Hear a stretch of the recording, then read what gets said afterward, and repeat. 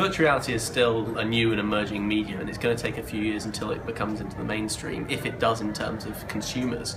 So I think it should be approached with cautious enthusiasm. Okay, so there's a lot of times when people can put on a virtual reality headset and say, oh my god, this is incredible, this is the future, but it's really easy to misinterpret that as saying this is something that I want to come back to again and again and again, day after day, the same way as I do with my TV. So virtual reality allows you to capture a whole new different genre, a whole new way of telling stories that you can't do with regular 2D screens.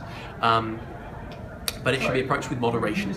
Not everything will suit virtual reality. It's a little bit like when we first had touchscreens. So the first time everyone had touchscreens on their phones, everyone thinking, how can I use this? I know, I'll put a virtual keyboard onto it. It's only after a few years that people realise, actually, we don't need to put a virtual keyboard on this touchscreen. We can have entirely new kind of gestures that weren't possible before. So I think people are initially approaching virtual reality a little bit tainted, or tinted rather, with practices that they've learned previously. And actually, we need to be writing a whole new rule book on what content in virtual reality looks like, how it's made, and how we can produce production workflows that enable us to produce that content quickly and easily. So I can't wait for the technology to disappear. The moment I can capture a moment and put it online straight away, in the same way as I do with a regular camera, without having to worry about stitching cameras or anything like that, that would be fantastic.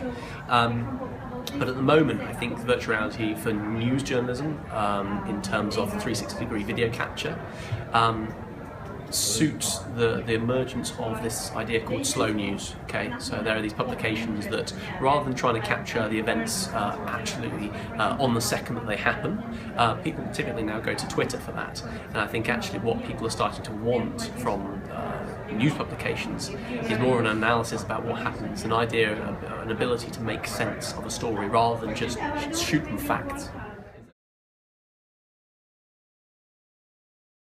So virtual reality is on a continuum, okay? So doesn't represent any one particular kind of content. It represents virtual worlds, virtual reality. I mean, it can go from a computer game all the way to 360-degree video. And with 360-degree video, you can be an observer and you can look around anywhere and see an event as if you were there. But the current ways of producing that kind of content doesn't allow us to actually walk around. So virtual reality, another way of producing content for virtual reality is to produce it in a game environment, same way as you would do a computer game. That allows you to actually walk around in that scenario. And I think virtual reality, the closer we can get to achieving something that you'll hear a lot called presence, the idea that you actually feel like you are physically in that alternative space, that's really what we should be aiming for, and that's the ultimate goal.